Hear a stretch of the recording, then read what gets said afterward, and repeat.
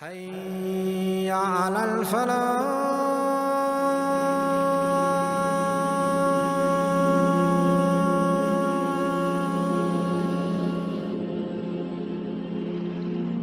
I'm going to give you a few statements from the Sunnah, and I'm going to show you how they've been misrepresented in our modern discourse.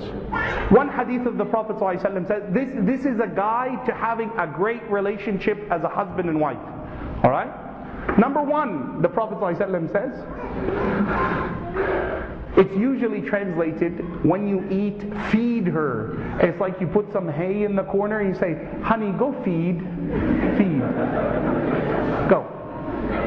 This is how it's translated, feed her. What it means is when you eat with her. And therefore you find the whole seerah and life of the Prophet ﷺ, that every time you hear of the Prophet having a meal, one of his spouses was there. He was always sharing the meat with Aisha or Salama. There was always someone there from his house, sallallahu alaihi wasallam. You not ever once, not even once in a seerah, hear the Prophet ﷺ having a plate to himself. Aisha, she describes, Anas described, that the Prophet used to love pumpkin. And Aisha says, the hadith is in Bukhari, she says, I know that the Prophet used to love pumpkin, so when we were eating and the plate had pumpkin, I'd kind of push the pumpkin towards his side, sallallahu alaihi wasallam. Anas would do the same. He said the Prophet liked pumpkin soup and the chunks in it. So when I would see his eyes looking for the chunks, sallallahu alaihi wasallam. Right? Al-Qur'an, he loved it. And he said, pumpkin puts barakah in your food, sallallahu alaihi wasallam. The hadith is with Abu Dawood. But it shows you the habit that they would eat together. The second section of that hadith, when you get yourself kiswa, you've gotten yourself something to wear, faksuha, get her something. Now I know some of the brothers, they got this big grin. Brother Yahya, come on man. My wife shops 50 times to every one of my times. You're telling me now I gotta shop when I shop? That one measly time, then a miskeen. One time I go shopping, I gotta get her something? Yes, why? Why? Why do you gotta get her something? Because the charity that has the greatest barakah is that a man buys his wife something. See, the sisters are quiet, brothers. They're taking notes. They're like, give me my phone, I want to record this. Brother, are you recording? Make sure you give me a copy. Email that quick. Right? It's true. That sadaqah, there's nothing greater that will put love in the heart. This is the way of Muhammad sallallahu alaihi wasallam. You buy yourself something, don't be that guy who comes home, you got yourself, I know you got yourself 2 shirts and a pants, and you walk in, oh, what did you get? She's not asking what did you get yourself.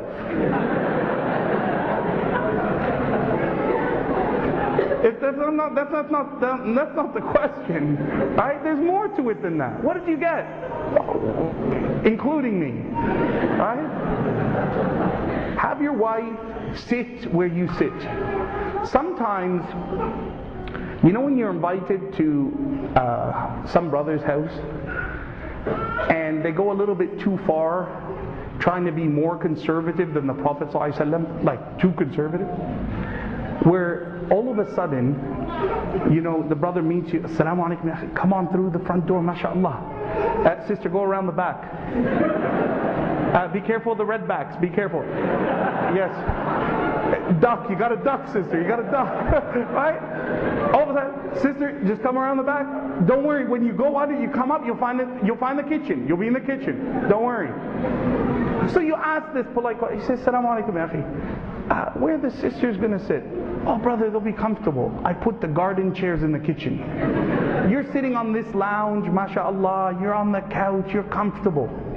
That's not the way of the Prophet ﷺ. Even in his final death, sallallahu alaihi wasallam, the last moments of his life, when Fatima came in, his daughter, sallallahu alaihi wasallam, he got up and let her sit where he was sitting, sallallahu alaihi wasallam. This is our way. the wisada, the cushion he was sitting on, he put it for his daughter. He puts it for his wife. He puts it for his companions. And that's why when you hear that Abu Sufyan came to the house of the Prophet, his daughter, and he's about to sit on a cushion, she took it away because he wasn't a Muslim yet. She said, I will never let you sit on the cushion of Muhammad sallallahu alaihi wasallam. It's an honored place. So you tell her, okay, go around. She's in the kitchen. All of a sudden, one of the children comes in the room. The brother gets a bit upset, right? Sisters, he calls his wife. You have to keep the children away. We're solving the Palestinian problem in here. Don't you see? This is important discussions. We have an agenda to meet. You can't have little kids walking into this room. No. You keep them on your side. This is not the Sunnah of Muhammad sallallahu alaihi wasallam. This is not what you see in his life. Speak words of love to your wife. Now, brothers are getting frozen stares coming at me. Brother Yahya, take it easy. Speak loving, tender words to your spouse. Now that's the way of Rasulullah sallallahu alaihi wasallam. Amr ibn al-As, he was a new Muslim.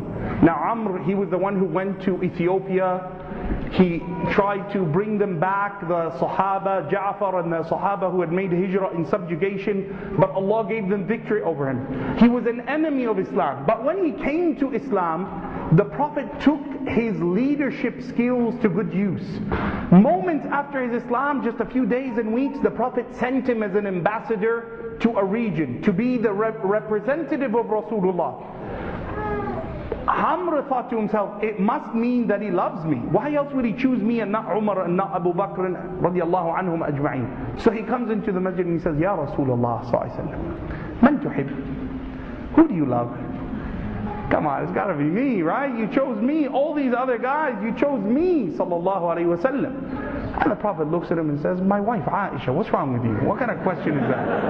Aisha, sallallahu alaihi wasallam.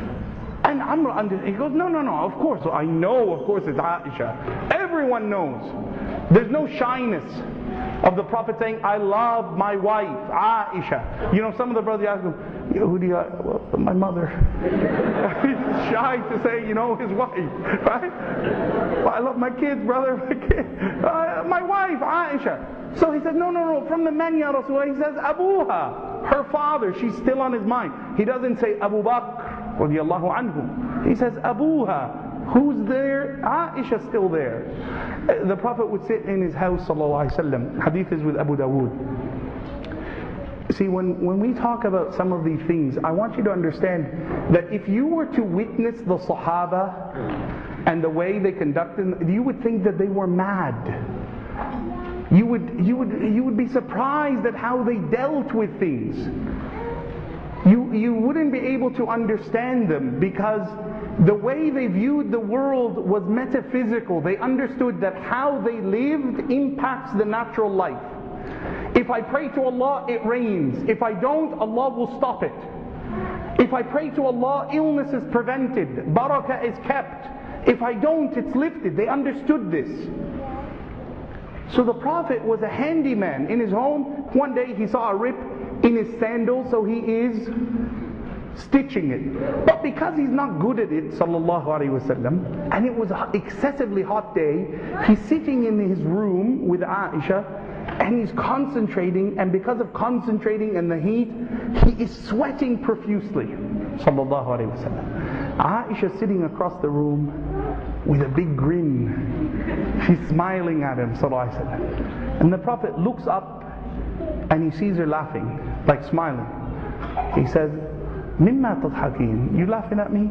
What are you laughing at? And she says, Ya Rasulullah, when I saw this moment of you and these beads of sweat, I remembered the poetry of Abu Hudayr, who was a poet, where he said that the sweat of the one you love is more precious than pearls, sallallahu alaihi wasallam. So the Prophet got up, left what he was doing, went over and kissed her, sallallahu alaihi wasallam. You to me are more than those words, sallallahu alaihi wasallam. That's love, man. The Sahaba, they would see this. Ali, who's married to the daughter of the Prophet ﷺ, don't think this is just Rasulullah. Ali, he's married to the Prophet ﷺ's daughter. He comes home one day, and his wife, Fatima radiallahu anha wa ardaha, she's using siwak. She's brushing her teeth. It's not the most romantic kind of thing. You know, she's brushing her teeth. He comes in unannounced, earlier than usual. She doesn't know he's there. And as soon as he sees her, he is inflamed with passion that poetry emerges. He's poetic. And all of a sudden he says, يَعُودَ الْأَرَاكَ كَيْفَ أَرَاكَ. O twig of the arak tree, how can I see you doing this? Embracing my wife so intimately. Like he's jealous of a stick. لَوْ كُنْتَ رَجُلًا لَقَتَلْتُكَ. If you were a man, I would have killed you. Now there's no woman who will hear her husband talk about her toothbrush like that except she's going to love him. That's romance 101. That's like romance beyond romance. Don't tell me Shakespeare. Romeo and Juliet could die and come back and die and come back and they got nothing. This is Ali and Fatima radiallahu anha. This is the Sahaba. So when we talk about the Sunnah, it's not attire, it's demeanor. It's not words, it's actions, it's statements of love and eloquence. This is the house of the Prophet ﷺ.